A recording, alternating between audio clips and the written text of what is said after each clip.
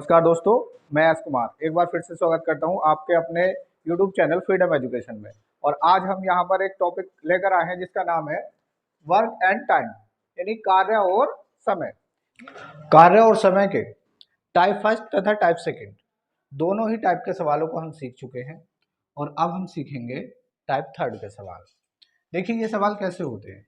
यहाँ लिखा है ए और बी एक काम को 36 दिन में कर सकते हैं। इसका मतलब ये है कि ए और बी एक साथ मिलकर काम कर रहे हैं और वो दोनों मिलकर उस काम को कितने दिन में कर सकते हैं? 36 दिन में। बी और सी उसे 60 दिन में कर सकते हैं, यानी बी और कोई तीसरा बंदा अगर सी है और दोनों मिलकर काम करें तो 60 दिन में कर सकते हैं। ए और सी उस काम को 45 दिन में कर सकते हैं। तो पूछा है सी अकेला उस कार्य को कितने दिन में पूरा कर सकता है। वही मेथड है, आप लिख लीजिए ए प्लस बी प्लस सी और सी प्लस ए कर लीजिए या ए प्लस सी कर लीजिए। ए और बी का टाइम है 36, बी और सी का टाइम है 60 और ए और सी का टाइम है 45। 36, 60 और 45 का एलसीएम ले लीजिए तो बड़ी संख्या का मल्टीप्लाई जाएगा, एलसीएम आ जाएगा 180। 36 पंजे 180, 60 तिया 180 और 45 चौका 180। अब हम इसकी कैपेसिटी को अगर जोड़ लें तो a plus b plus b plus c plus a plus c और 5 और 3 8 और 4 12, यानी a plus b plus c और 2 इसमें सभी में कॉमन है, बाहर ले लेंगे, बराबर में आ गया 12। 2 से 12 कट जाएगा 6 बार। तो यहाँ से ए प्लस बी प्लस सी की जो क्षमता है वो कितनी आ गई? 6। अब हम यहाँ देखिए क्या करेंगे, इन सब की क्षमताओं को अलग अलग निकाल लेंगे, लेकिन सवाल में केवल सी के बारे में पूछा है तो हमें ए और बी की क्षमता निकालने की जरूरत नहीं है, केवल सी की क्षमता आप निकाल लीजिए। तो ए और बी की क्षमता कितनी है? 5। तो ए प्लस बी की जगह हम क्या रख दें? 5। सी ऐसे रखा रहेगा और ये रहेगा 6। तो यहाँ सी की क्षमता आ जाएगी 6 माइनस 5 यानी 1। सी की क्षमता जब 1 आ गई और काम था वो पूरा कितना? 180। तो 180 को अगर हम 1 से भाग देंगे तो इसका आंसर आएगा 180 दिन। यानी सी अगर अकेला उस काम को करता है तो काम कंप्लीट होने में उसे 180 दिन लगेंगे। पिछले न्यूमेरिकल की तरह ही है ये। यहाँ पर है P तथा Q द्वारा एक कार्य को 12 दिनों में पूरा कर लिया जाता है और Q तथा R द्वारा 15 दिनों में एवं R तथा P द्वारा 20 दिनों में। तदनुसार P, Q तथा R अलग अलग उस कार्य को कितने दिन में पूरा करेंगे। यानी अब आपको सवाल में ये बताना है P अकेला उस काम को कितने दिन में करेगा, Q अकेला उस काम को कितने दिन में करेगा और R अकेला उस काम को कितने दिन में करेगा। मैंने चैप्टर शुरू करने से पहले ही ये बताया था, इस चैप्टर में किसी फॉर्मूले की जरूरत नहीं है, केवल आप कंसेप्ट पे ध्यान दें और एक ही कंसेप्ट जो इस टाइम चल रहा है ये पूरे चैप्टर को फिनिश कर सकता है। देखिए P तथा Q, तो हम यहाँ पर लिखेंगे P प्लस Q कितने दिनों में? 12 दिनों में। उसकी जो दिनों की संख्या वो लिख ली। Q और R 15 दिन में, यहाँ लिख ला। R तथा P 20 दिन में, यहाँ पर लिख लिया। इन तीनों का एलसीएम ले लेंगे, कितना आएगा? 60 एलसीएम आएगा। 12 पंजे 60 यानी P और Q की कैपेसिटी मिलाकर 5 होती है। 15 चौका 60, Q और R की कैपेसिटी मिलाकर 4 हो जाती है और 20 तिया 60। R और P की कैपेसिटी मिलाकर 3 हो जाती है। अगर हम इन सबकी कैपेसिटी जोड़ें तो 2 बार P है, 2 बार Q है और 2 बार ही इसमें R है, तो 2 बाहर आ जाएगा, P plus Q plus R और इन सब की कैपेसिटी होगी 5 4 9 और 3 12। 2 से कटेगा कितनी बार? 6 बार।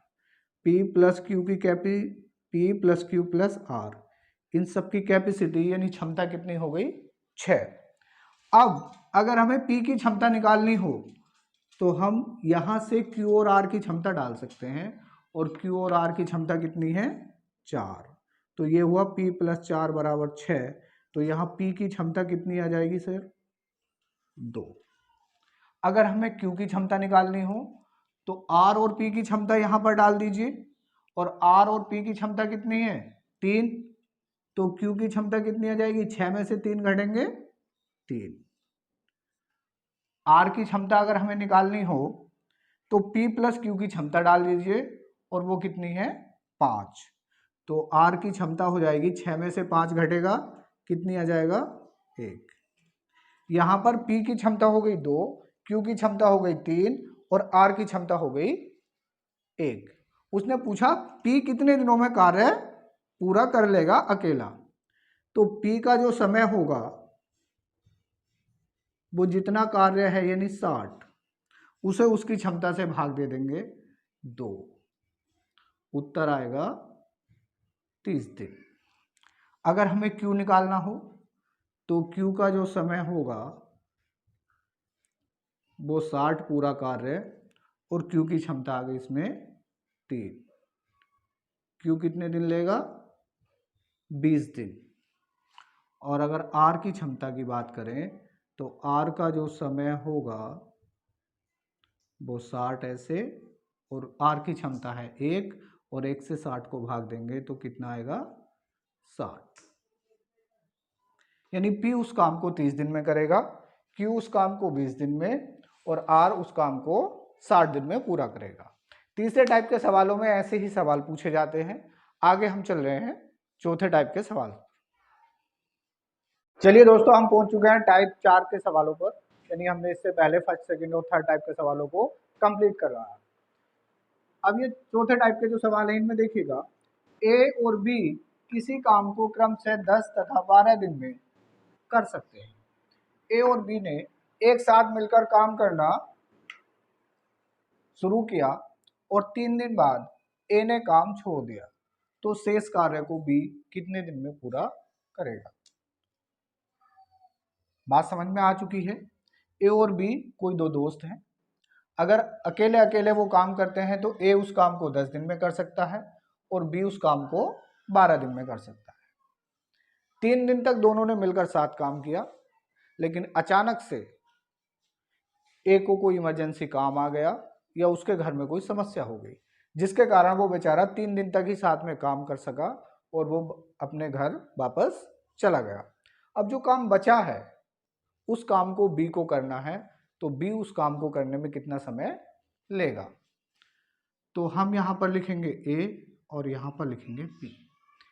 ए के दिन 10 और बी 12।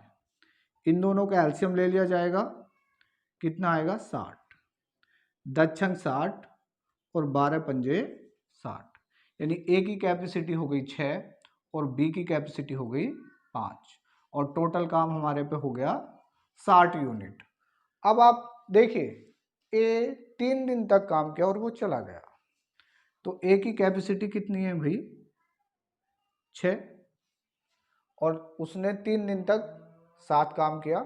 तो जब 7 काम किया तो 3 दिन ए और बी दोनों ने मिलकर काम किया होगा ना, और दोनों की कैपेसिटी कितनी होगी? 6 और 5 11, और 3 दिन में, यानी हम यहां लिख देंगे 3 दिन में ए तथा बी द्वारा किया गया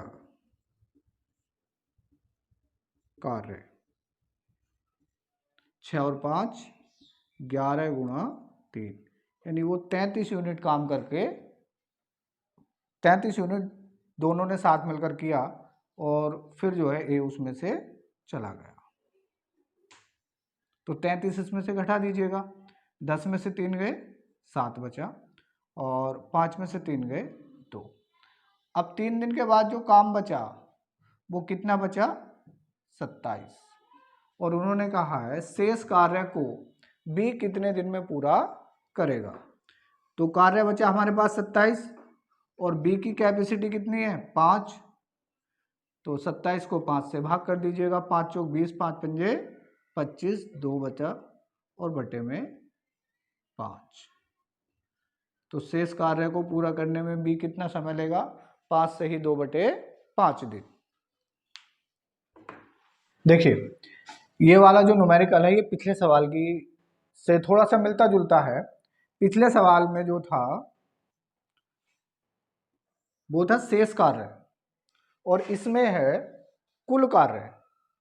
उसमें था शेष कार्य यानी जो ए छोड़कर चला गया उसके बाद जो कार्य बचा उसे करने में बी कितना समय लेगा, और इसमें यह है कि टोटल कार्य अब समाप्त होगा तो टोटल जो समय है वो कितना लगेगा।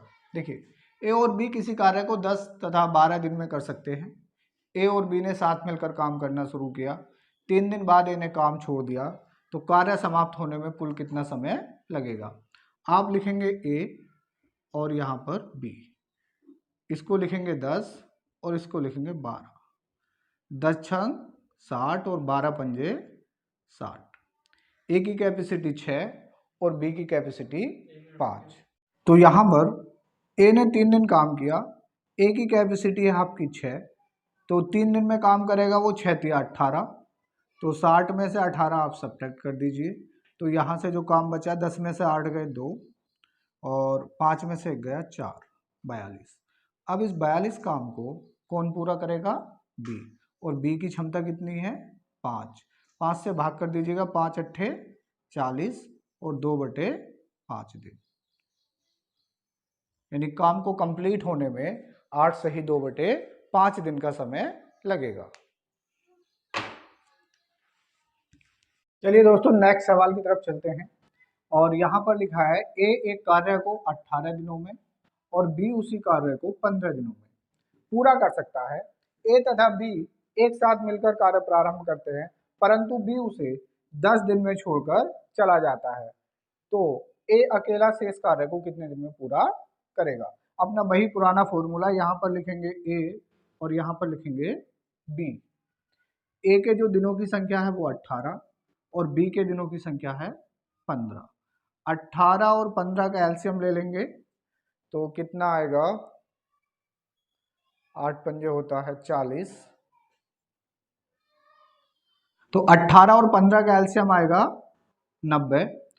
अब इन्होंने कहा है कि बी उससे 10 दिन में छोड़कर चला जाता है। इन दोनों की कैपेसिटी निकाल लीजिए पहले, 18 पंजे 90 और 15 छक्का 90। बी की कैपेसिटी हो गई 6। बी काम करता है कितने दिन? 10 दिन तक, तो 6 से 10 को गुणा कर लेंगे 60, तो 60 काम करके बी चला गया। काम कितना बचा हमारे पास? 30 यूनिट, और 30 यूनिट को कौन पूरा करेगा? ए, और ए की कैपेसिटी कितनी है? 5, तो 5 से 30 को भाग देंगे, कितना आएगा? 6 दिन। तो बी अकेला जो काम बच गया उसको कितने दिन में पूरा करेगा? 6 दिन में। देखिए इस सवाल को गौर से देखिएगा दोस्तों, इसमें